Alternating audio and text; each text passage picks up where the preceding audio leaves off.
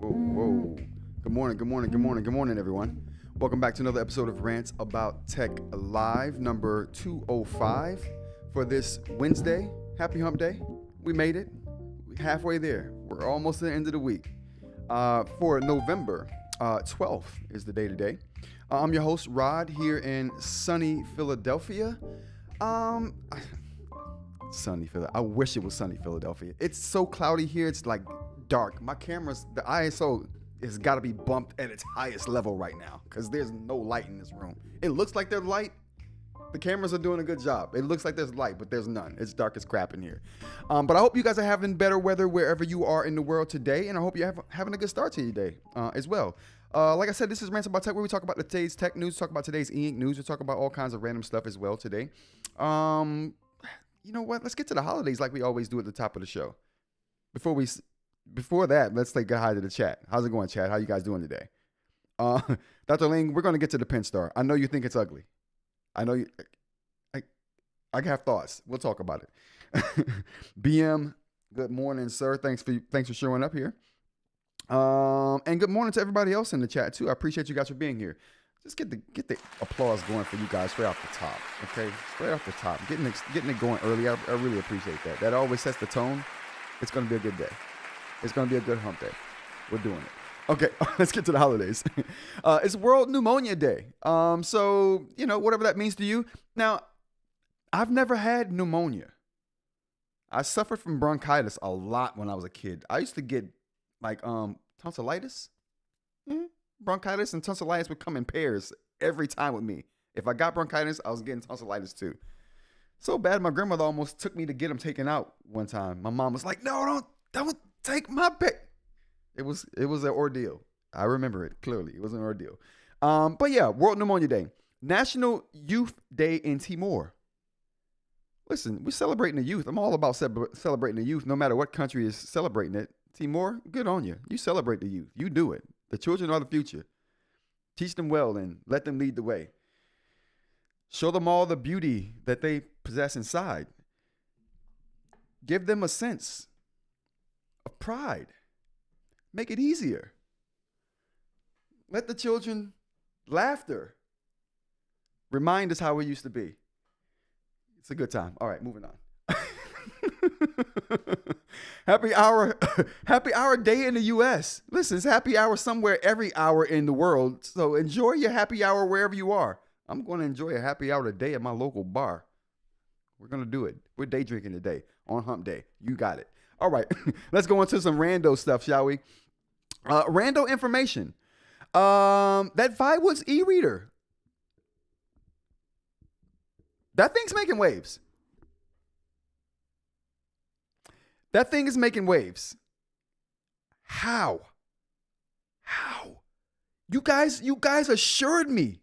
I remember last week we were on the chat. Everyone in the chat was like, this thing's never gonna make it. The Palma 2 Pro is just too good. It's too good. It's never gonna do it. People are like, oh, I got the Viwoods e-reader. It's a phone. No one's having that reaction to the Palma 2 Pro. Nobody. Christina, good morning. How's it going? Thanks for joining. Nobody. Everybody named Mama is getting that thing. I almost want to buy it now. I'm having huge FOMO. So many people have it. And no one's got anything bad to say about it. It doesn't come with a pen. That's the saving grace. If it had come with a pen, I'd be talking crap all over that thing. The screen is too small for a pen. I'm looking at you, Palma 2 Pro. I'm looking at you, Palma 2 Pro. Too small for a stylus. Especially if it's not EMR. Take that thing back to the drawing board. Take it back. I don't care what Jay says. Jay loves it, by the way. Jay loves it. Anybody pulling the trigger on that Viwoods e-reader? The 6.1 inch screen that if it had a pen would be too small? Anybody get that thing? You guys let me know in the chat. You guys let me know. Another rando thing. I ate way too much food on Veterans Day. Yesterday was Veterans Day. I ate way too much food. I haggled way too many people to get free stuff yesterday. It was redonkulous. Someone should have arrested me. I should have been lined up and shot. That's how hard I went in. Every place I went to, I was just intentionally just stopping at random places. Like, what do you got for me? I'm here for the pickup. They thought I was with the mafia. Like, no, I'm not running numbers, bro. I'm trying to run me a free meal or something for Veterans Day. What are we talking about? Run that. There you go. No pen. I'm getting a Palma, says Sheen. No doubt. No doubt. Anybody else picking a Palma over the new Viwoods? Dr. Lee says, Rod, did you grow hair out in the week that I haven't been here? No, I haven't. Typically, I brush my hair backwards because it's the easiest thing to do in the shower. Listen, I'm all about efficiency. Why do you think I don't really line my beard up? I don't care. I'm trying to do the bare minimum. Whatever gets me looking not scruffy and like I'm unkempt, I'm with that. I just don't go too far with it. Now, I brush my hair back in the shower because it's the easiest way to get my face clean and to rinse my hair. And then when I get out of the shower, there's nothing to do. It's just push back. And it's like, okay, I'll just brush it. I'll just brush my hair back. There's nothing to do. It's easy. I get out of the shower. It's done. Hair's done. This takes time. This is a headache waiting to happen when I wake up in the morning. How many people did I lose with this intro? This is a long-winded intro. I'm sorry. If you came here for tech news, it may be a while. I'm sorry. My bad. This is not an accident. This takes time. So I don't typically do my hair like this because I brush it forward for this hairstyle. I brush it back for my normal hairstyle because it's easy. When you brush hair forward, you got to look at it and make sure curls aren't out of place. You have to it's not as easy as just, okay. How many people did I lose that time? Okay, we're good to go. All right. And Dr. Lane says it look good either way. Thank you. I appreciate that. I just do what's easy. I look different. I get it. I get it. You can't rant about the Palma being too small for a pen. You manifested this Palma with a pen into the universe. LOL. Listen, I will go so far as to say me and Jay manifested that because Jay wanted it probably as bad as I did, but it was a good idea when we had it. We just didn't think it through. We didn't think the screen size through. Had we thought the screen size through, we would have manifested a 7-inch screen with no bezels that we can just slip in our pocket. We would have manifested that one. We didn't do it though. Our vision, we didn't have it. The Rock says the retro gamers, my Anthor got shipped. DS, 3DS, and Steam emulation. Whoa.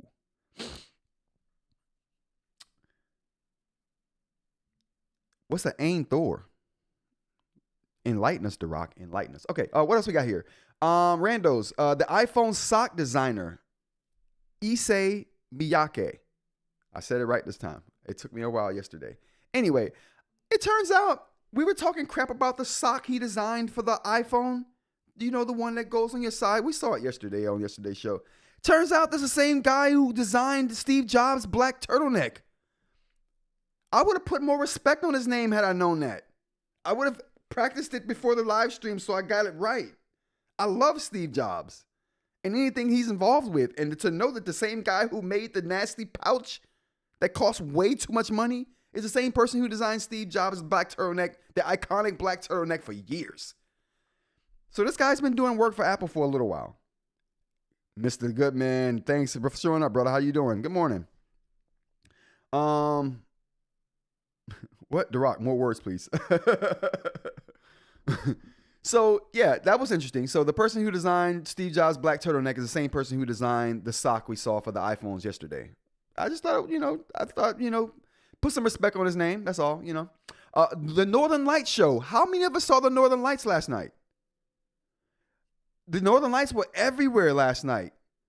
And I'm like, why were the Northern Lights in the Southern Hemisphere as far south as Florida? Why? Why would that right now? And then I thought, the news outlets were like, oh, the sun's got higher than normal activity right now. It's going to be this way until the end of the year. So you expect some oddness. You know what else happened? 3i Atlas happened recently, okay? 3i Atlas was behind the sun for like 3-4 days, a whole week. What was it doing, okay? As soon as it comes from behind the sun, we get Northern Lights in Florida.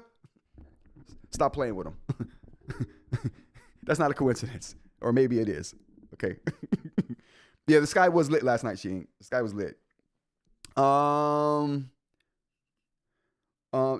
AMOLED screens, so beautiful. And fire colognes. Oh, who's talking about the colognes, Palm? Who brought up that? What the? All right, what else we got here on the rando list? Singles Day of flop in China this year. The Singles Day flop at all, ever?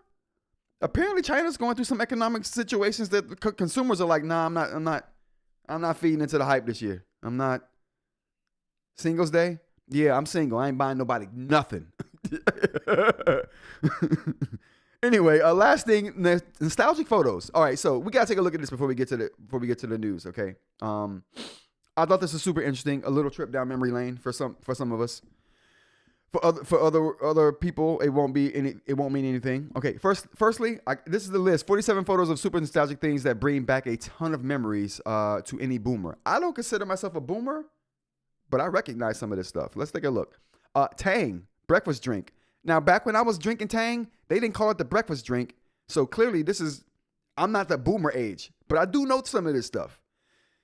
Tang came in an orange thing, and it wasn't a breakfast drink at that time. It was just not a soft drink. It was just a artificial fruit drink that had tons of vitamin C in it. But I do remember Tang. I don't know if you guys remember Tang. Tang was like a summertime drink for me. If it wasn't Kool-Aid, it was Tang. For sure. What do we got here next? I thought this was interesting. I'm like, this is old as crap. And I thought, oh, they got the little black girl on there. That made my heart feel good. I don't know why. I'm assuming this is the late 90s, early 80s. That sight of that made me feel good. All right, moving on. I've never seen this. I don't know what this is about. Maybe because I was about to say I've never played with dolls. Of course I've played with dolls. My cousin Mika made me play with dolls with her for a whole summer. So, but I don't know what this one is. We'll move on. Hey, if you guys recognize any of these, let me know. I'm like, I looked at this and I'm like, yeah, that's old, but I mean, I had one of those in my apartment. I had one of those in my apartment like 2 apartments ago. So it ain't nostalgic for me. It's bringing back recent memories. But moving on. Now that I've never seen that. This is clearly boomers. Who are boomers, you guys? Are boomers late 70s, early 80s babies? Or are they late 60s, early 70s babies? Because this looks like the early 70s, late 60s to me. I clearly don't know what a boomer is, but some of this stuff is familiar. Okay, this is mad familiar to me because I'm a fan of industrial design. Zenith had a really good industrial design department along with Braun. Zenith and Braun back in the day were for industrial design, but we'll move on. Ooh, I know you guys remember this. The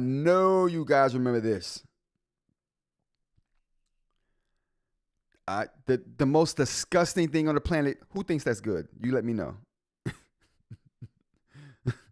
Oh, our parents are the boomers. Oh, okay. So this is older than us. Okay, so this is clearly older than us. Okay, wow. I clearly don't know what a boomer is, but yeah, we'll keep going. We'll keep going. I've never seen this before. Okay, so this is new to me. Whatever that is, I want no parts of it at all. Homemade cakes, that's not nostalgic. We do those today, and you know what I mean, where I'm from, we still make the homemade cake for birthdays. Stamp books, though, I remember those. I don't know what those are for. Were those for coupons? Were those coupons for food? I can't remember what they were for, but I remember those. Oh, get that cabinet key. Oh, no, the deep freezer key. That key was for a lot of stuff. Yeah, boomer is our parents. Yeah, my bad, you guys. I'm taking us down a memory lane for our parents. My bad. Still, I remember some of this stuff. I was a kid. Lucky Spike, okay, instead of Lucky Strike. You know what I'm saying? I remember that. Okay, I don't know who that kid is, but I remember tons of photos like that. All right, yeah, oh man, look at this. What are we? The telephone. TV dinners, did they ever look like that? They did. They probably did. You know this right here is a reminder of a few things for me. Okay, so first thing, this is a reminder when you would go somewhere and buy wings and they would give you a whole wing, right? A whole chicken wing. Now when you go somewhere and buy wings, you get one part of that chicken wing. The definition of chicken wings have changed. I mean, I'm a vegetarian, so I don't really care, but I noticed that. Interesting stuff. Bonanza? Yeah, my grandmother watched that. That was right up my alley. The Dean Martin show? Grandma watched that. Right up my alley. Hiding under the tables from earthquakes and stuff? We definitely did that. Tell me y'all didn't do that. Tell me you didn't have sandwiches and some wax paper. You know what I'm saying? Tell me y'all didn't do that. This might be boomer stuff, but we witnessed it too. Copper tone? Come on, chill out. The girl getting her pants pulled down by the dog? Chill out. Come on now. Y'all were around when that. Come on. Sheer Band-Aids in the metal container. Come on. We were around. I've never seen shocks before. I don't even know what that is. We're continuing on. Formula 44. Oh my goodness. That's old school. Some of y'all don't even know what that is right there. We'll move on. Interesting stuff. I thought it was interesting. So we'll leave it at that. We took a 5-minute trip down memory lane. It was a good time. Let's get on to the tech news.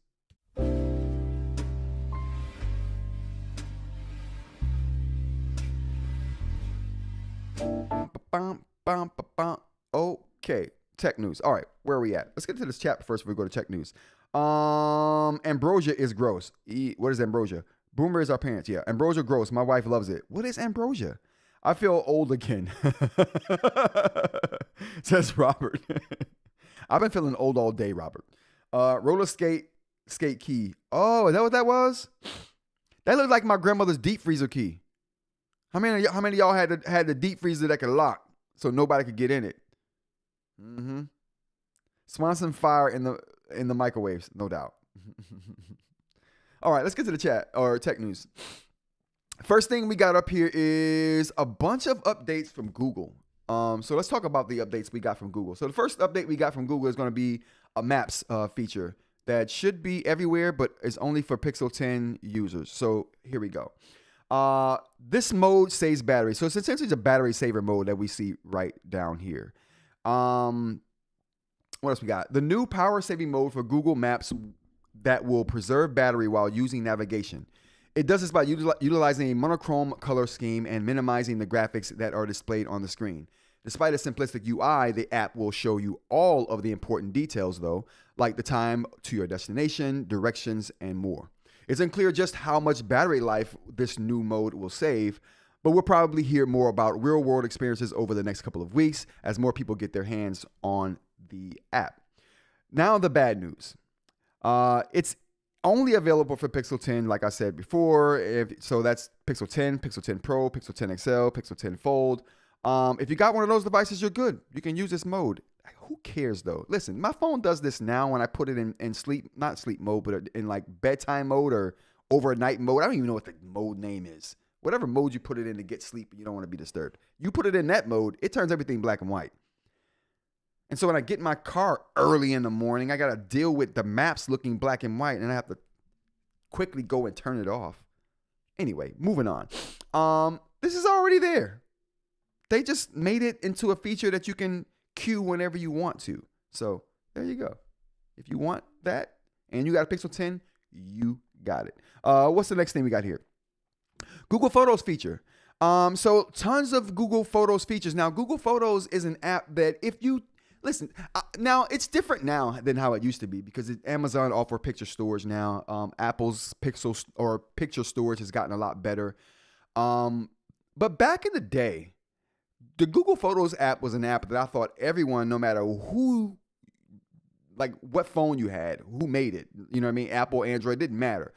Put Google Photos on your phone so you can stop saving photos to the phone and save them up to Google's cloud. It used to be free for everything.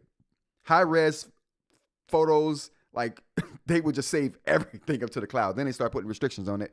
But it was the best app in cell phones for a very long time. I love this app, and it's only gotten better over the years. But there's more competition for storage, but not quite the accessibility that Google Photos offers most people, and peace of mind. Backups are still free, but you have to take a degraded format as far as the quality is going to be a little bit degraded in those pictures with the free uploads. But regardless, they do a good job.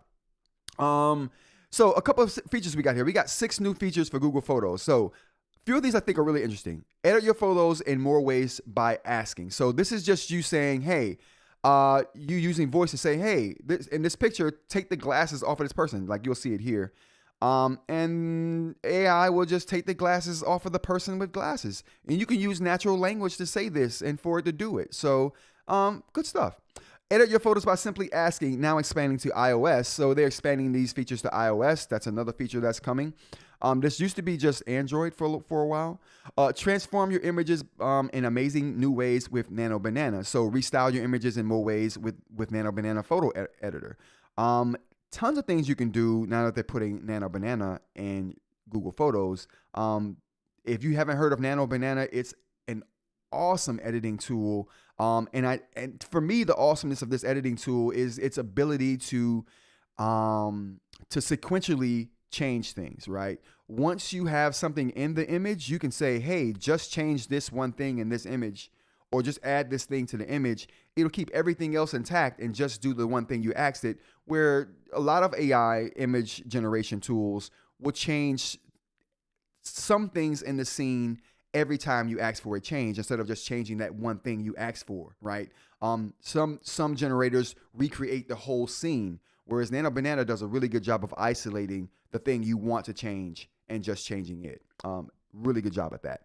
What else we got here? Reimagine your photos with AI templates. So if you don't know what you want to do to your photo to make it look better, you can ask for a little help with templates. I think we have some templates here. Create with AI. So they have these old-fashioned looks here. So you can add a picture and it'll just make it look like it'll use the art style of the template that you used and apply that to your picture. Search across your library and within photos, just ask photos. So you can natural language ask the Photos app to do whatever you want it to do, right? Like I was talking about at the top of this particular story. That is in 100 countries and 17 new languages that's coming now, actually. The last thing we have is dive deeper into photos with the new Ask button. And this is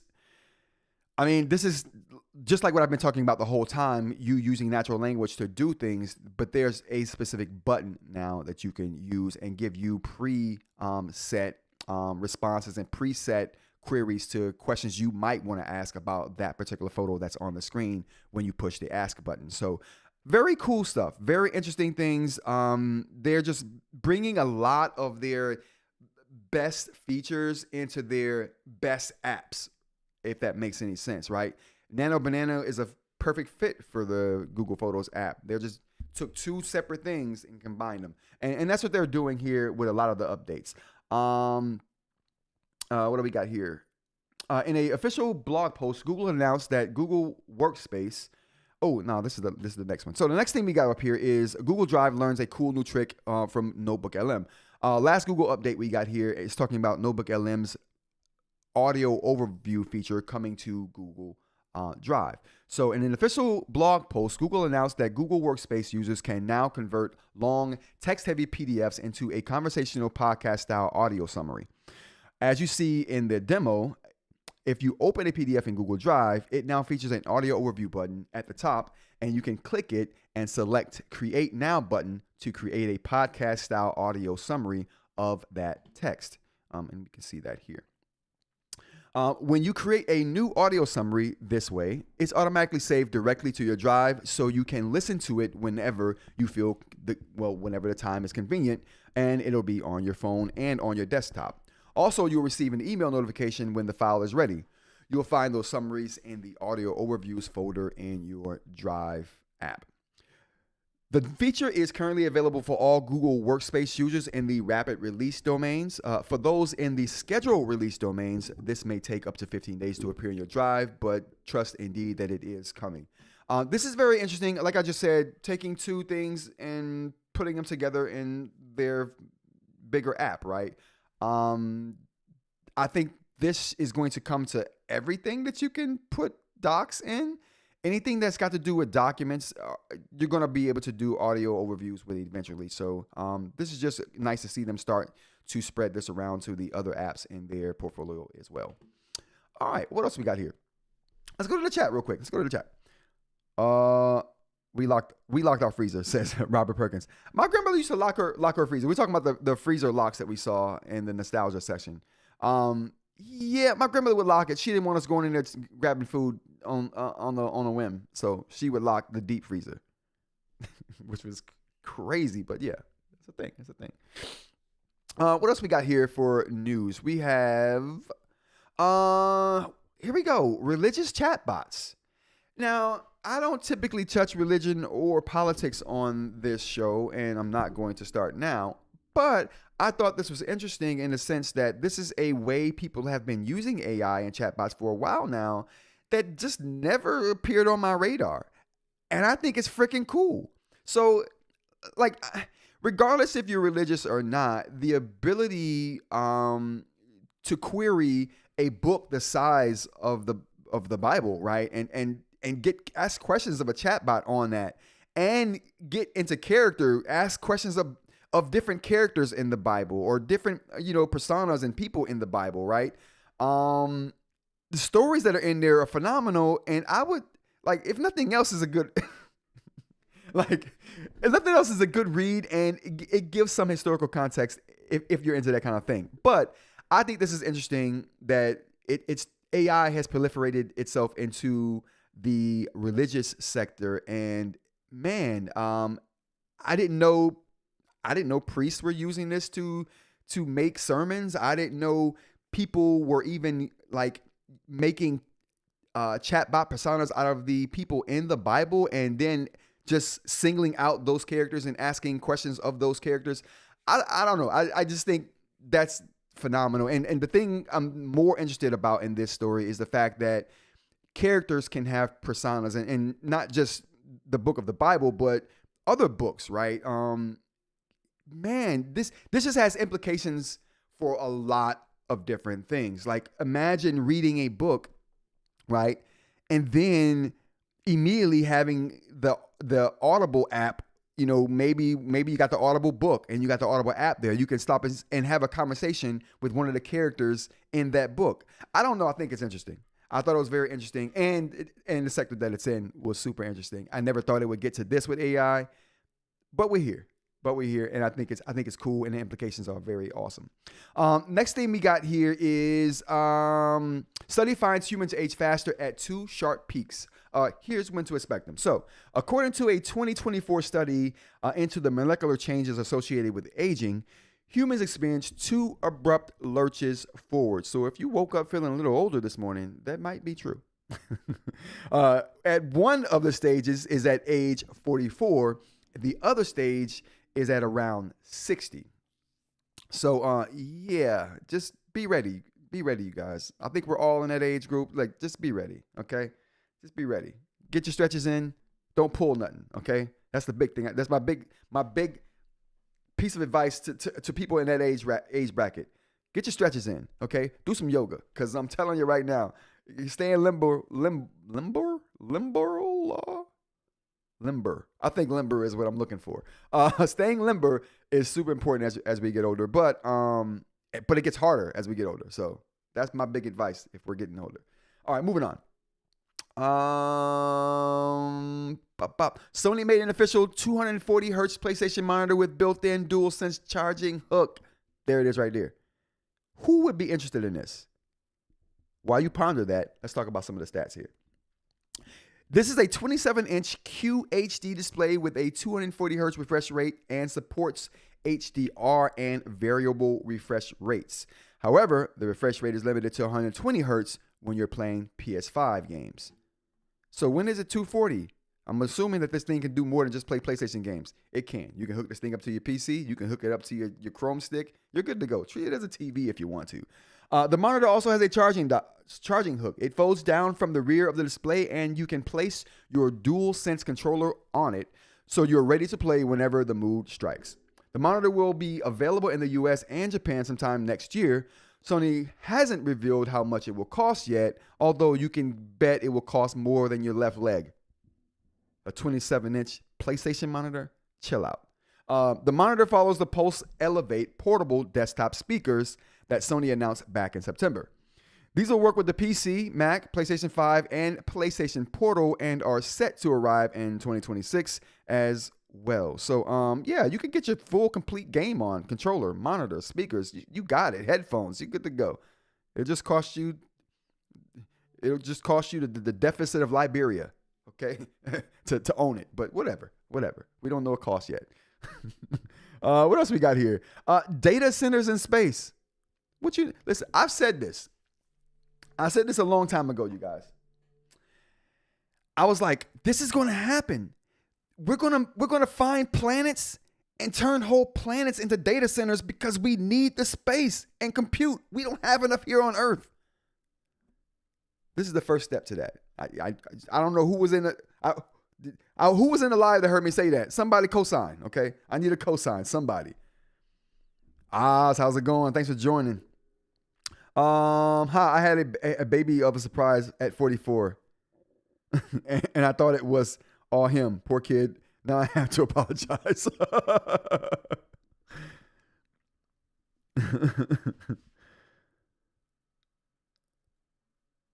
All right. So yeah, back to the story though. I said this is going to happen. I said planets are going to be turned into data centers, whole planets. We're going to mine the crap out of it first, and then we're going to turn it into a data center once there's no more mineable ores to be had. And then the other planets that are lush, we'll just live on those. But the barren ones, we'll turn those into data centers. You can guarantee it. But now we got proof. I wasn't just crazy saying that. Exploring space-based scalable AI infrastructure systems and designs. This is coming from Google. This story right here. NVIDIA. How StarCloud is bringing data centers to outer space. Listen, I'm not saying I'm psychic. I'm not saying I can see the future. I just know a lot. Okay, I'm just saying. I saw it coming. I read the tea leaves. I went to Pixel Leaves channel looking for some Supernote tips and pointers, and I saw tea on her desk, and I was like, "There's a tea leaf in that tea on Pixel Leaves channel." I read it because it was there, and it was like data centers. It looked like space in the tea. The leaf looked like a small satellite with data centers on each side.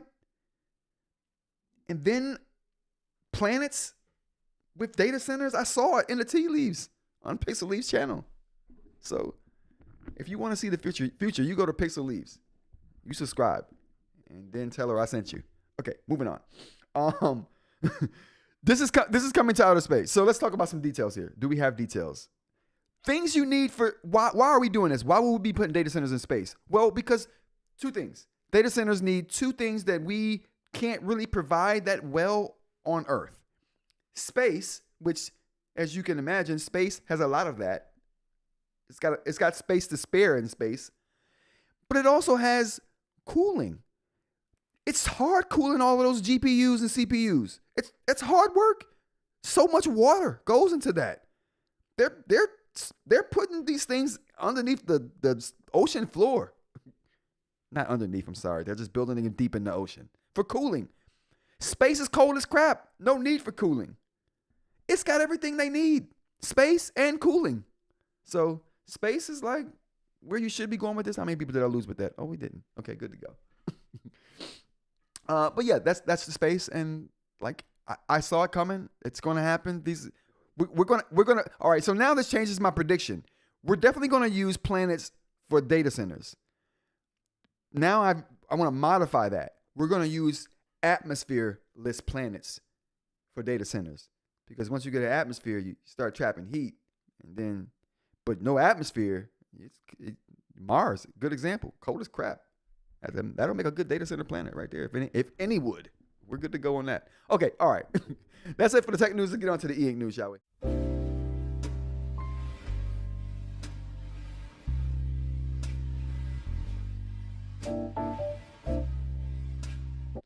Okay, all right. We're going to get that straightened out one day here soon. Transparency. I'm trying to get that done and be transparent. It's all good.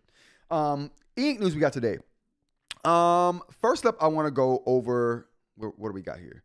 I want to go over the Penstar eNote menu. So I just want to take a look and demo the Penstar eNote menu system here. So I have that on camera here.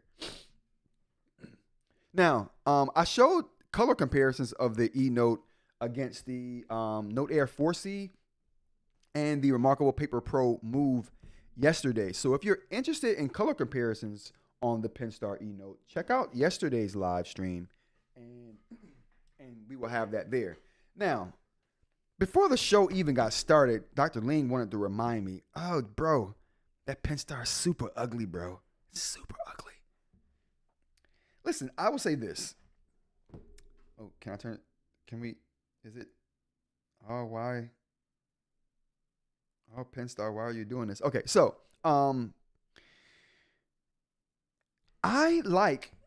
Let's go here. There we go. I like this Penstar eNote design in a couple aspects. Is it the prettiest device? No, it's not. Okay. The best looking eInk device right now to me is the Remarkable Paper Pro Move and the bigger device, because they're both basically the same. Those are the two best looking, most premium eInk devices right now to me, as far as build quality goes. But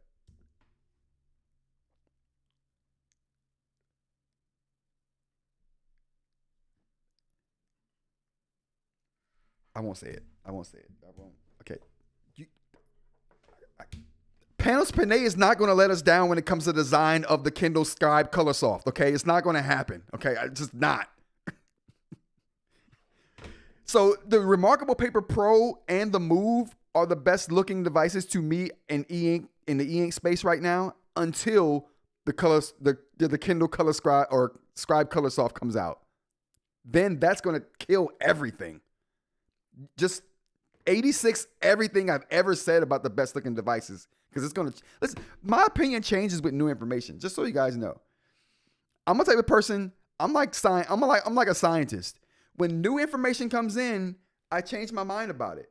If I once thought the world was flat, once I get information that says it's round, I'm changing my opinion on it being flat to it being round, because the information and data shows that. Like, if I think it's raining and it's just a squirrel above me,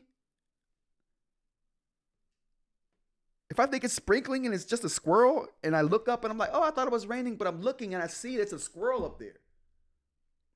I see the squirrel. So now I know that it's not raining. Something else is happening to me. Okay? That's the thing. The PP tax, Dr. Ling. I wasn't going to say it. I was trying not to. I really was. I tried hard for like 10 seconds. I gave it my all for 10 seconds. But so I don't think that this device, I don't think that the Penstar eNote Pro, this device right here I don't think this is the best looking. It's not a looker, okay? Now, what I will say though, it has some design elements that I appreciate, but they're the same things that I appreciate about the Remarkable Paper Pro Move right here, right? So the sharp angle, the sharp edges, right? It's not rounded. It's got it's got a iPad-ish like form factor to it, where it's everything's squared off. That's the thing I like about this. It's squared off nature. So though it's not the best looking device, it has some aspects of the design that I appreciate, because it's the same aspects of designs that I really like, right? The next thing would be the flatness of the device on the top, right? It's like there are no, it just seems super flush, and I love that. Like, you know what I mean? It just seems like a super flush device. That's cool too. I really do like that. But yeah, so there are aspects here I like, but do I think this is a looker? No, that would be this device right here. This is the looker. Until you know. Now back to the Penstar. Let's get where did I put the pen? Let's grab the pen. All right. So let's look at some of the settings here. This is what I want to go through on today's live stream demo, is just taking a look at some of the settings on this device, so we can get people who are interested in getting a more comprehensive look at this. And I will be putting these together in a video, but live demos are good because I can get some feedback and you guys can tell me what you want to see, and that would be kind of cool too. What do we got in the chat before we get started here? If they just made it all black, I could forgive all the different textures going on. Yeah. You know what? Yeah, I don't like this. You're right. This right here is what kills it. If they had kept this the same as this outside right here, that would have made the world a difference. This being this, I don't know. They did that with the eNote too. Made a really odd choice with the texture where the buttons were. Yeah, if they had just had some uniformity with this, I wouldn't even mind that this is not black. But if they had just kept it uniform around the whole thing, that would have meant a lot. That would have meant a lot. Oops. I'm betting the scribe color will release around the holidays in the United States. I don't care when, man, listen, eInk, when it releases, that's the only device that I will be plunking my money down for day one. I haven't been this excited in a long time for an eInk device. I think the last one I was this excited for might have been the Go 10.3, and we all know how that went. It ended up being the best device in eInk for the year, in my opinion. Nothing was messing with the GOAT when it came out, and for a long time, nothing was touching the GOAT. So much so that we start calling it the GOAT, like it was just that good. So I haven't been excited about an eInk device since the GOAT. Oh my goodness, I am beside myself with excitement for this Kindle Scribe Color Soft. It's gonna kill. I have no doubt that it's gonna kill. Like, Yeah. Anyway, I agree that tablet does make a lot of different colors and textures going on. Yeah. 10.3 is still the best.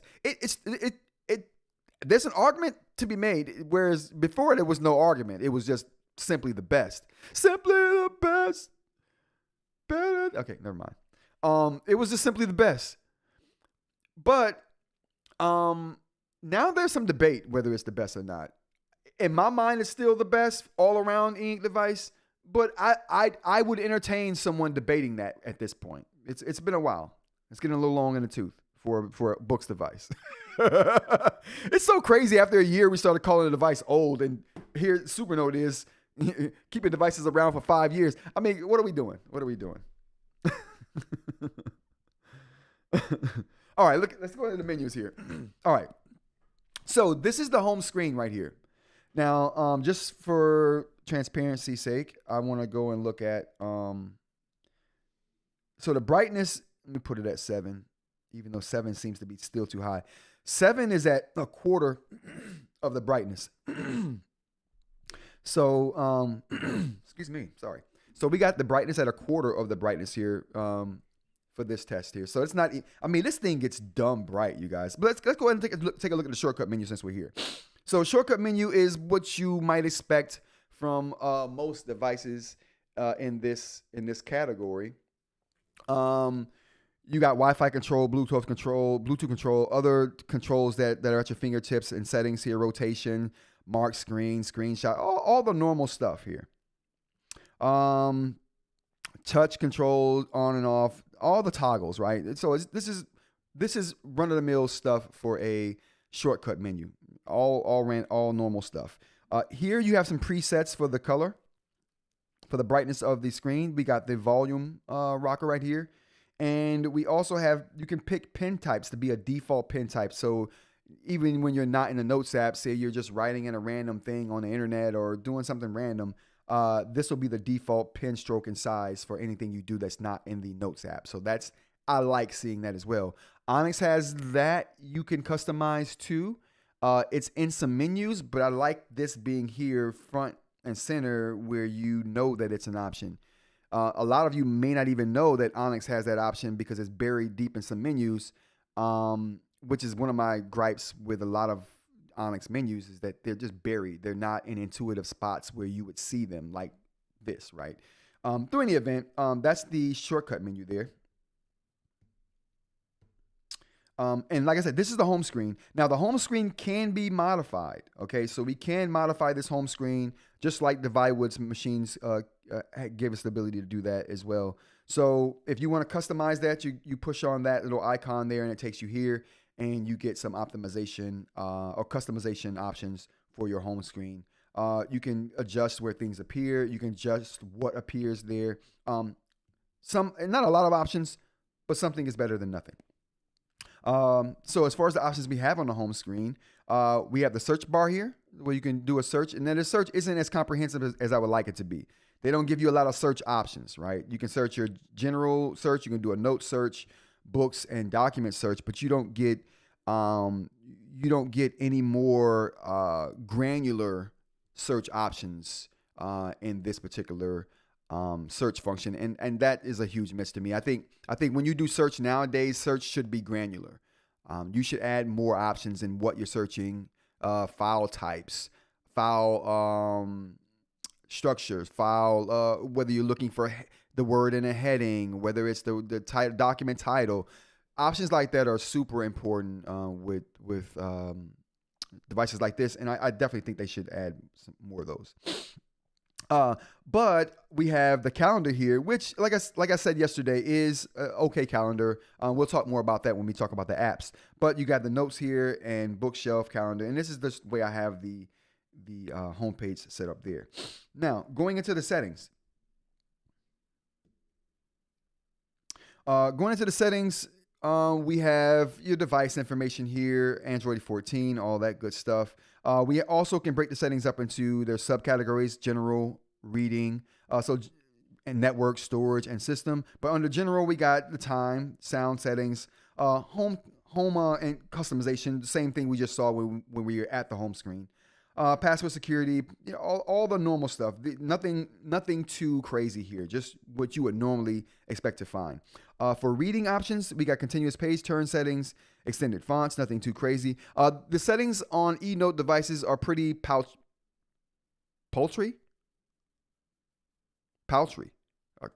Chat, help me. Not very many, okay? They give you just enough to do things you need to get done, but they don't inundate you with settings and options. So this is a good middle ground, in my opinion. Network. All the normal network settings here, picking the network, advanced network settings, Bluetooth settings as well. So basically your I/O stuff is going to be here. We got storage here, which you can just check your storage stats on available space, used space, storage space, and RAM capacity. Normal stuff here. System is just your system information here. Update online, local update, clearing your cache. Display options are going to be here. And we got the image smoothing on. Only 2 options there. Language options, input method, which default input method. Now, I thought they would have given us an option whether we wanted all pen or all touch or a mixture of both. That would have been nice to see in the input method here, just an option to pick that. Feedback and remaining battery is the last option we have there. Now, we've gone through those options we have there. Let's go and look at our apps here. So as far as the apps go, we have our system apps and then we have installed apps. So you can pretty much, they have a curated list of apps that you can put on here. And there's lots of different categories to pick from if you want different types of apps there. They've got Office apps here. So OneDrive, 365 Copilot, you can throw on here. That's interesting. Copilot is already on here, I guess. OneDrive, OneNote, and Outlook. Good integration with Microsoft on this tablet. And we got these other apps here. All right. And those are the menus for just our overall general menus there, and the apps that come with the actual device. I wanted to look at one more set here. Oh, this is voice to text. Wrong one. I wanted to show, I think this is in the apps. All right, so the I/O. So getting into the I/O, ways to get things in and out options for this. So cloud drives, you have access to that. And this is just I/O stuff. We'll talk about the apps tomorrow. You got direct access to Google Drive here, where you can save stuff to Drive and you can import stuff from Drive. This is awesome. I mean, it's kind of on par with how Boox has their Drive integration on their or Onyx has a Drive integration on their Boox devices. I think this is really cool, having this accessibility, because it gives me access to all my files. Like everything I own is in Drive for the most part, and just having this kind of accessibility to where I don't have to do something special to bring in and send out documents is awesome. I love it. And you got other options here too with Dropbox and OneDrive as well. Another way to get things in and out is the Wi-Fi transfer here. And you just basically start your Wi-Fi transfer, and it gives you the ability to move and move apps on or move documents on and off of the device. So this is a good way to get things on the device too. If it's not like on your phone or something like that, you can use your phone to kind of push things over. Very good way to do it. But I definitely think the Google Drive is the de facto way for me to get these things done. And those are the general settings for this particular device. We'll go into apps tomorrow and get into some particular app settings. I think I'll just do 3 apps. I'll probably just cover the Reader app, the Note app, and the Calendar app, because those are just like the 2 main native apps, or 3 main native apps. And we'll go over some of those settings as well. But any questions you guys might have on the device, just definitely let me know in the chat. If you're watching the replay, let me know in the comments, and I'll definitely get those answered for you. Let's go to the chat here. Wait, I thought the Penstar had more search options than what you just showed. Nah, it doesn't. I wish that it did, Aaron. Those are all the options. They just let you pick categories for search. I wish it should have more options, honestly. But it doesn't. Paltry. Oh, Dr. Ling, paltry. I'm gonna have to figure out how to spell that.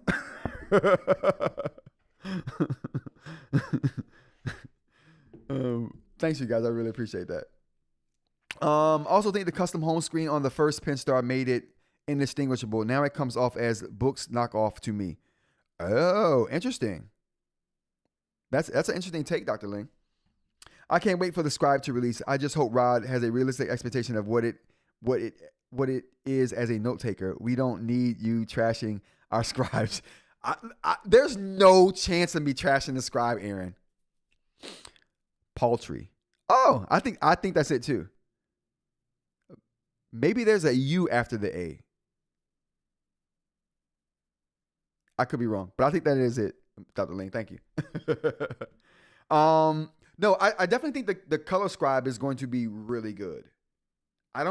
There's no chance of Panos Panay putting out something I would trash. I can't even fathom it. It would be like Steve Jobs making something that I didn't like. And that was impossible. Just so you guys know, I see Steve Jobs and Panos Panay in the same kind of category here. It's not going to happen. This Scribe is going to be the beast. I can't wait. I can't wait. All right, hold on. Before we get out of here, let's go to some let's go to some Reddit stuff before we get out of here. I've been meaning to go over this Reddit stuff for days now. AI paper update already in the spotlight here, so get your update on. I thought that was interesting that it just came out and they got an update for it already, but I think that might be par for the course for these things anyway. I don't think I've ever gotten a device I didn't have to update as soon as I got it. So there we go. What else we got here?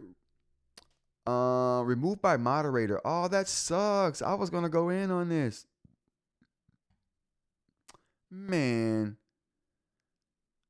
Oh. So this was a post. This guy was talking about being 30 and making a YouTube channel. And is it too late? My advice would be it's never too late to do anything. Every day is a chance for you to do it. If you woke up that day and you feel like that's something you want to do it. Every day is a chance to just do it. And every day is a chance to turn it all around too. That's a motto I live by. And has served me well going through some really tough times. So take that with you. Official update. We already talked about that. First impressions of my new Viwoods reader. One small Kindle app issue. Ooh, let's check it out. I just received my Viwoods reader today, ordered from Amazon, and wanted to share my initial impressions. Overall, I'm pleasantly surprised. The device is really light, almost too light. So I'll need a bit of time to get used to that. Too light for a mobile device? Man, get out of here. As long as it's made premiumly. Yeah, premiumly is a word. The OS feels very familiar as well. I'm hoping that the Viwoods apps and icons, for example, the custom Kindle icon, will also come to the Viwoods AI paper in a future update. They will. The display looks great so far. I own the AI paper without a front light, so having a lit display is still a bit new to me. I'm noticing a slight ghosting effect compared to the regular AI paper. Ooh. But to be fair, I've only used the e-reader for about 30 minutes. I haven't tested any of the new AI features yet, but I will later. The only negative thing I've noticed so far is that the Kindle app. With the layout set to large, every time I turn a page, swiping right to left, the text briefly jumps to the right before the page actually turns. Okay, who cares about that, bro? Enjoy your device. First impressions. So I'll just read, and I think these are interesting just because I didn't think this device was going to do well. I thought the Palma 2 was just going to overshadow this thing, and but I was interested in it because Viwoods screen tech is so good. So, I just want to see what's going on. I just recently got the Palma 2 Pro, but had to also try the Viwoods reader that was just released. I just got the Viwoods in the mail, and the first thing I noticed is that the screen isn't as stark white as other eInk devices. Oh, do tell. Which for me is huge. It was a huge plus. That it's not as bright, isn't as stark white. That's a huge plus. Dude, what is wrong with you? You want contrast. Are you ill?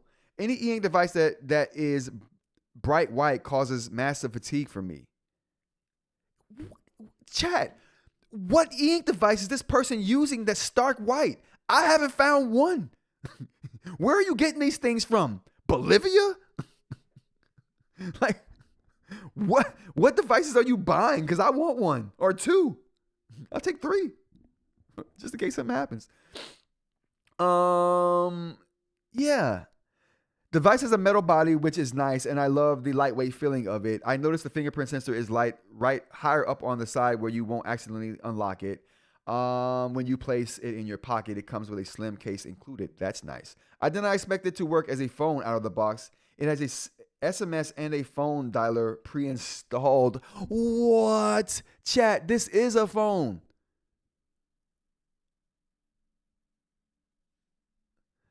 Chat. Yeah, we gotta get a Panasonic swear jar. I'm sorry, chat. I'm gonna get a jar and just put it on the desk for when I do that and start throwing nickels in it. This is a phone. Does the Palmer launch with a dialer and SMS message app? Yeah, he's ill. Most definitely, that dude was ill, Dr. Ling, for sure. I'm impressed. The metal body, premium build, a dialer. Does this thing come with the Play Store?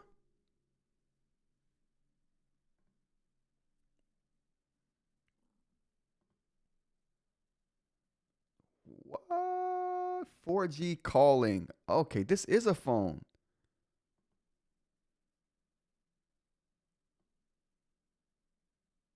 I don't like that case though.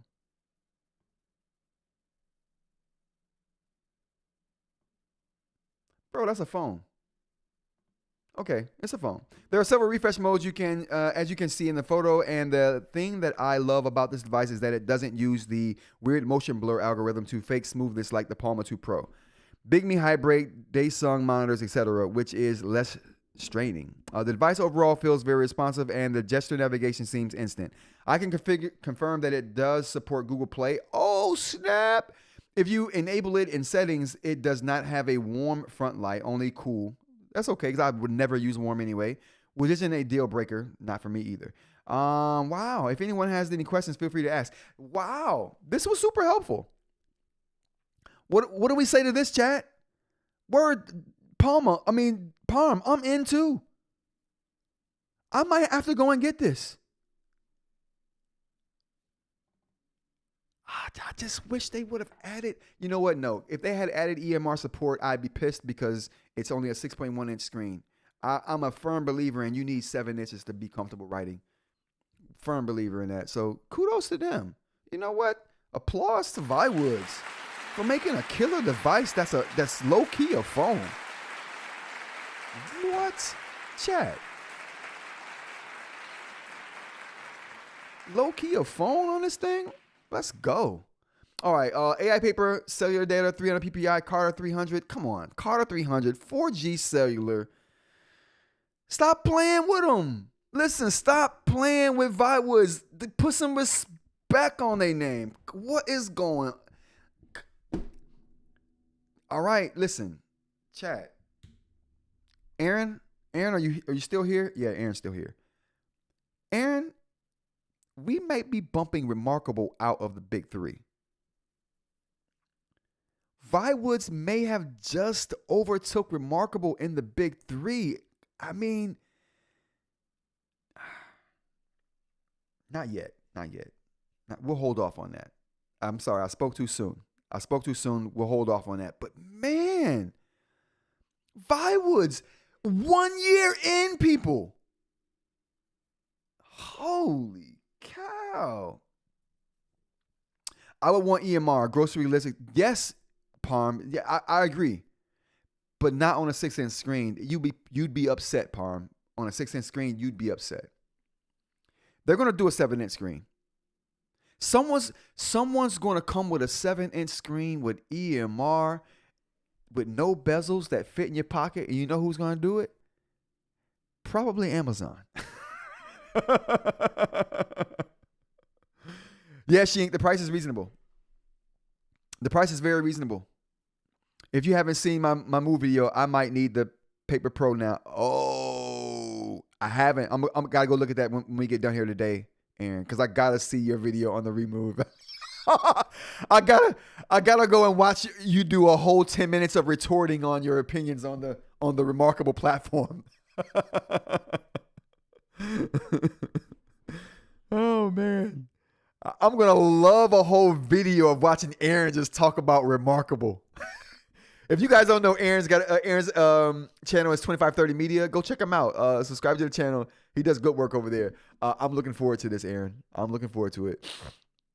I'll say bump Supernote out of the big three. Supernote? Dude, they're a mainstay. You can't bump Supernote. If we bumping anybody, it's going to be Remarkable. For Viwoods. Like, jeez.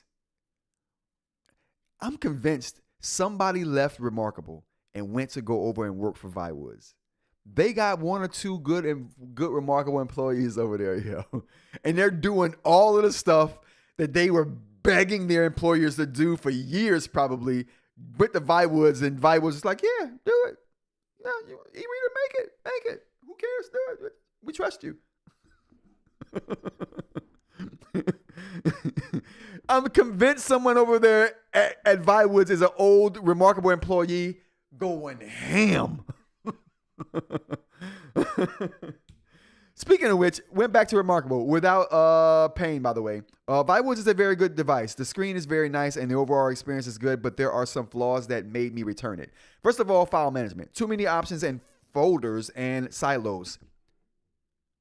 Bam. So someone finally agrees with me on the duplicate apps. Why do we need 6 reader apps or 6 note apps? We need one. And then give me some ways to organize it. And then give me some templates that make sense. I know you like it, Aaron. I know Aaron loves it, but I don't. Okay, moving on. Second, writing tools. They work nice, but there are 2 little differences from one to another. Fountain ballpoint, I don't agree with that. I think their pens are good and they add some variety for sure. The tilting of the pen isn't taken into account except for the pencil or isn't really emphasized. No, you're right. It's just the pencil. Last, it can do so many things but doesn't excel in one. Yes, we have apps, amazing, but I cannot change default applications, for example. When I download a PDF, it opens the Kindle app. It's a jack of all trades, master of none. No, Clifford, I'm not doing that. I don't know if I agree with that, chat. Do you guys agree with that? I don't know if I agree with that. Overall, it's a very good device, but in my honest opinion, it's too generalist. I don't know if I agree with that either. I like Remarkable more because it's straight competitor to paper. That's it. Not a workhorse that aims to cover many use cases. I agree with that though. I agree with that, but I don't agree with the overall opinion though. Boox Go Color 7 looks awful. Yes, it does. We're just moving on from that because there's nothing to see here. I caved and bought one. Well, it didn't take long. I think 2 weeks from saying I could possibly use an eInk reader to caving in 6 short hours after its release. I'm a sucker, clearly. What are we talking about? Anyway, it arrives tomorrow and I'm stupid excited about it. Until I don't even know. Oh, maybe he bought the AI paper. Who cares, bro? Viwoods ceramic stylus review. Interesting. Ever since I bought the Supernote Manta, I've been looking. You know what? I'm gonna give my 2 cents on this stylus too today. Something with a bit more weight, a side button, and an eraser. I think I found it thanks to my recent purchase of the Viwoods Ceramicnib stylus. No, not for the Supernote. Okay, so let me just say this real quick before I forget. This stylus.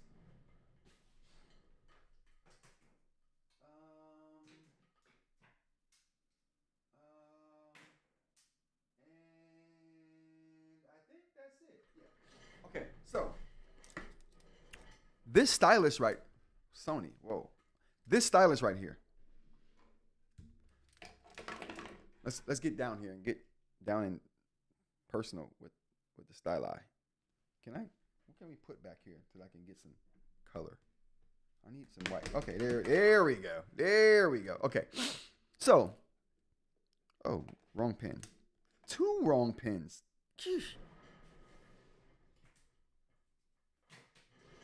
Okay. There we go. Now, I'm going to say something here that may be controversial, and you guys let me know how you feel about it.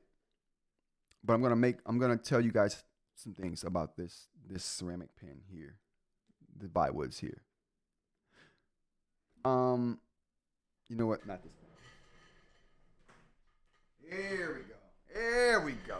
Okay. All right. Now we good to go. Now we golden. All right. Now, the first thing I want to say is this ceramic and this pen. I wrote the numbers down here. What numbers do we have here? Let's look at the numbers real quick. Can we make myself visible? There we go. Let's look at the numbers here. Let me get to my recent files here. And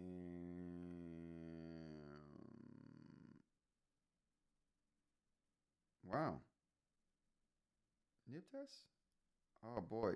I must have opened so many notes on here. I think this is it. It's not it. Oh boy. Okay, I don't know where this is at. I tried to find the stats here, but so I don't have the stats on hand, which sucks because I wanted to. I definitely wanted to have this up here. Oh.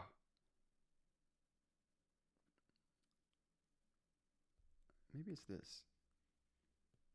Let's see if this is it, chat. No, this is definitely not it. Wow, I wrote tons of measurements. Where are they all at? All right, we're gonna look. Let me look through this here. My bad, chat. I'm trying to find these measurements because I want to give you guys proper numbers. That's not it either. I'm just gonna have to go into all my files here. I didn't want to go through all my notes and look at this thing, but that seems to be the only way I'm gonna be able to find this.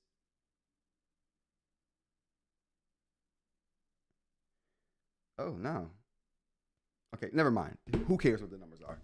I'll put the numbers in the video that I do. So, the problem I have with the Viwoods stylus is this. If you see here, that nib, I think the numbers are the radius for this nib, for the Supernote nib right here is 0.73 right here. 0.73. This right here on the Viwoods is 0.53. So it's a lot smaller than the Supernote nib, like a lot smaller. By comparison to the crystal nib here, which we can't, can we get something to see the crystal nib here? Oh, there we go. We can see the crystal nib a little bit. Let's get down here a little bit more. Can I get, oh boy, we can, oh wow. We can get down there. Okay, here we go. So you can see the crystal nib here on this pen and then the Viwoods ceramic. You can see that the crystal nib is bigger than the Viwoods. Well, maybe you can't see that, but it's the crystal nib is bigger than the Viwoods, and the crystal nib is smaller than the Supernote nib as well. So I bring that up because let's just take the Supernote here. When you're writing on this, and this is something I noticed, and you guys can let me know if you've noticed this too. Now, this feels great on the Viwoods tablet, and it feels good on the Go 10.3 as well. It does not feel good on the Supernote though, and it's because the nib is so thin. The Supernote's film is soft, and this thin, really needle thin almost nib bites into this soft material.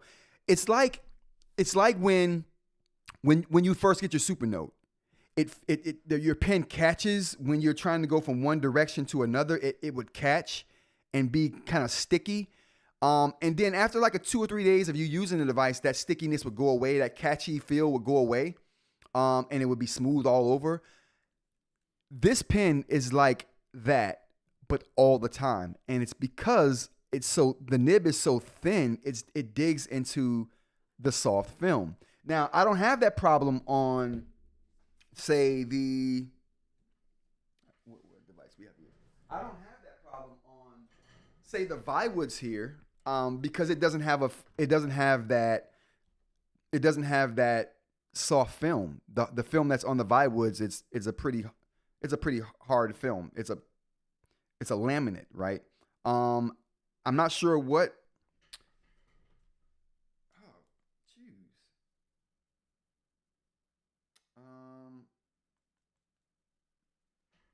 Oh, I remember my password. Good to go.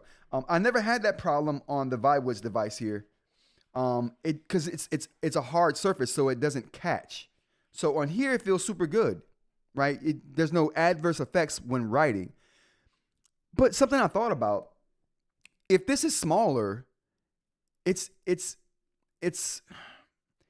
like having something really small that can cause damage that something really big wouldn't, if that makes sense at all. I can just imagine this super, I don't know why they made the nib this small. Like, it seems almost excessive when I did the measurement. Like, it's so much smaller than the Supernote nib and so much smaller than the Crystal nib as well. It just seems like, why make it that small? Like I said, it doesn't have any effect on their device. It feels good. I mean, I would argue that the bigger nibs feel smoother, and for sure. I mean, it's like rubbing a needle across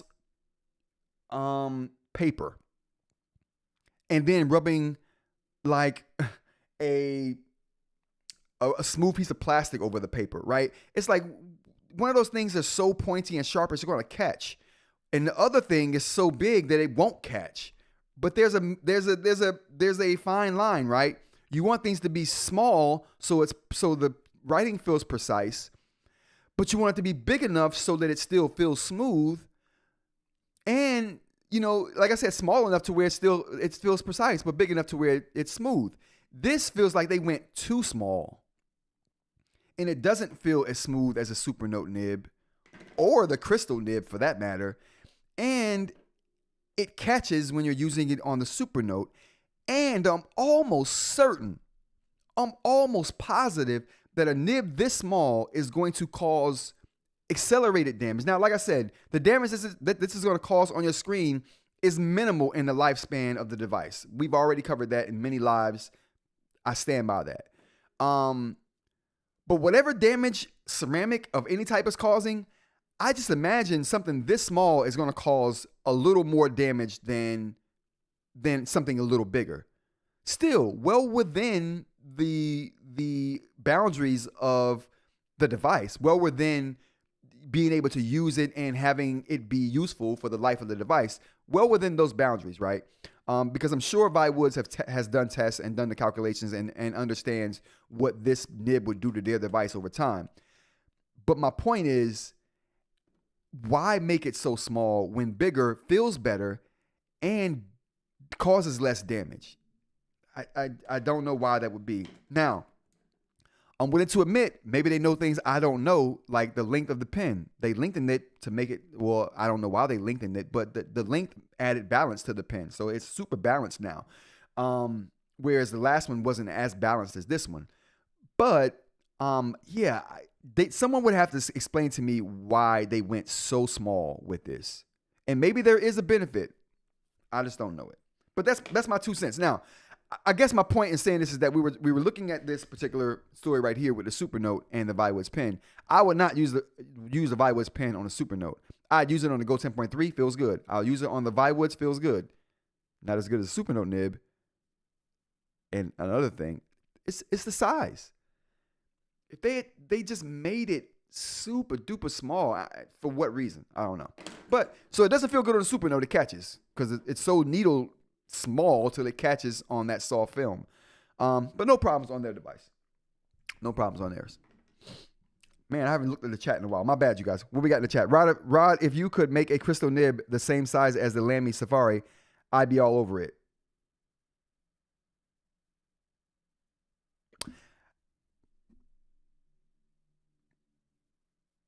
The Safari nib is smaller than the normal Supernote nib. I don't know if you guys know that too. So the nib that's in this Safari is smaller than the nib that comes with the harder metal. And smaller than the nib that also comes with the clicky pin. So this is smaller. This is a smaller nib. But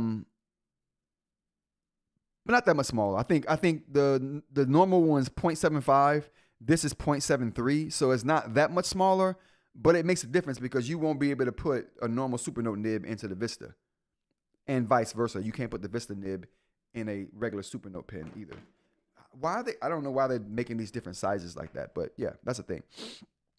Which nib do you like better? This is Aaron. I like the Supernote nib better. I'm not gonna lie. Well, I mean, as far as on the Supernote device, I like the Supernote nib better on a Supernote device more than anything else I've used, and that's due more to the pen than it is the nib, because the pen is programmed to write a certain way and have a certain line darkness and thickness that I like. So I like using that and seeing that on the Supernote, because any other pen you use on the Supernote that's not this, because the Viwoods pen and the Supernote pen seemingly use the same kind of programming, even though the nibs are different sizes. So the only other pen that I know that writes well on a Supernote is this pen, is the Viwoods pen, but I wouldn't use the Viwoods pen on a Supernote because of that catching. And it's thin. I don't like that feel. I didn't like that feel at all. It doesn't feel smooth. The Viwoods ceramic doesn't feel as smooth as the crystal nib, and it doesn't feel as smooth as the Supernote nib at all. And like I said, it's only due to the size. That's all it's due to. They just made it too small. If they had, it's at 0.53. If they had made it 0.63, you know what I mean? My crystal nibs are 0.65 to 0.68. They run that range. If they had made their nib a point, and that the reason is because it gives me a 0.5 for writing, that or point size width for writing, but at the tip. But they made it so that this thing is at a 0.3 for the tip, like or less. Honestly, to be honest, because it's at 0.53 right now. So yeah, it's probably at a 0.3 for the tip. Yeah, it's just super thin. So as far as how feel goes, I still prefer the crystal nib overall, unless I'm on the Supernote device. Then I rock with the Supernote pens because they look better as far as how it's programmed. I mean, and that has nothing to do with the nib, but like I said, it has to do with all about how the pens are programmed. But if I'm not using the Supernote, even on the Supernote, I'll use the crystal nib, but 9 times out of 10, I'm using the Supernote nib and pen because it just, the Supernote devices are just kind of made for that. But anyway, that's my thing. Let's go back to the chat here. The Rock, you missed out. LOL. The Rock, I only worked with a proprietary pen. Imagine if a sheet of paper charged $3 monthly to gain full FX. Yeah. I guess it's not the exact paper replacement, huh? He doesn't know how to use it. PDF doesn't open in Kindle unless you tell it to. That's the feeling I got from that guy's whole post, Aaron. He was ill. That's what I took away from that. I think that the Boox is a jack of all trades device. That's who I think is a jack of all trades. The Boox device is Dr. Lane, not the Viwoods, like that one gentleman was saying. The only sensible option is to expand it to the big four. Dr. Ling, I'm trying not to, but you might be right. It's just too. We can't kick Supernote out. And Remarkables, they got skin in the game. They OGs in the game. Dr. Ling says, Aaron, you offended me with that statement.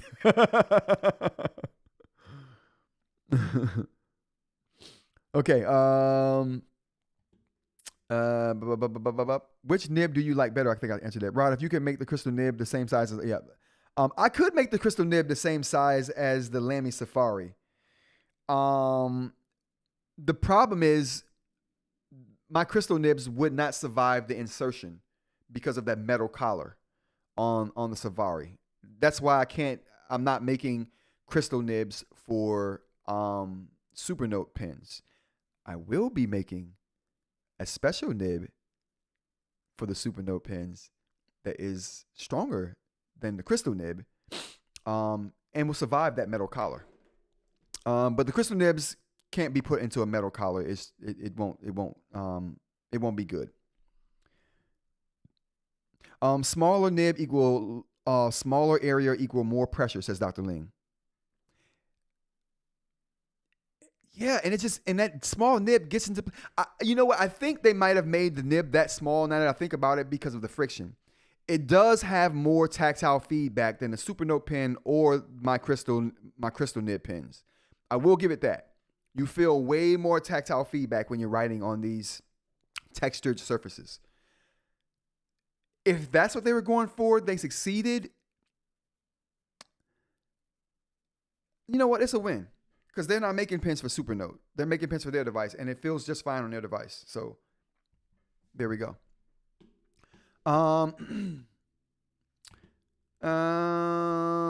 Dr. Ling is right. Pressure equal force over surface area. Small surface area, increased pressure. Bam. You guys. I know that.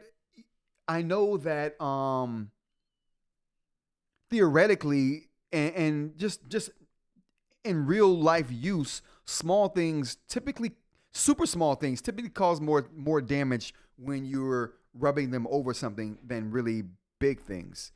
When you're rubbing over the surface, that is. Small things can cause scratches, can get into little grooves that big things can't get into and cause damage. So, but like I said, I think the reason why they made it so small is because of the tactile feedback. It does have more feedback than those other nibs. So I'll give them that. So if that's what they were going for, they succeeded.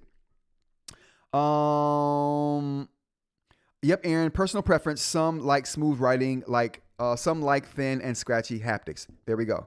Yeah. I agreed. And like I said, if that's what they were going after, they succeeded. Remarkable I would guess, has a large portion of the market. They do. They have the biggest portion of the market. So it would be hard to kick them out. Remarkable does have the largest market share, says The Rock. Most colleagues call eInk note takers Remarkables. Yeah. It's almost synonymous, and it's a generic name for eInk tablets in the mainstream. Yeah, you know what? Because we can't kick out Onyx. We can't kick. All right, let's just. I think that's the last one we're gonna get to today, you guys. Let's get the outro music going. We can't kick out Onyx. We can't kick out Remarkable. Because they OGs in the game. We can't kick out Onyx because they doing the most. They pushing the boundaries. We can't kick out Supernote because they doing the best indexing in the game. And they doing something different with the modularity and the plastic. We can't kick them out.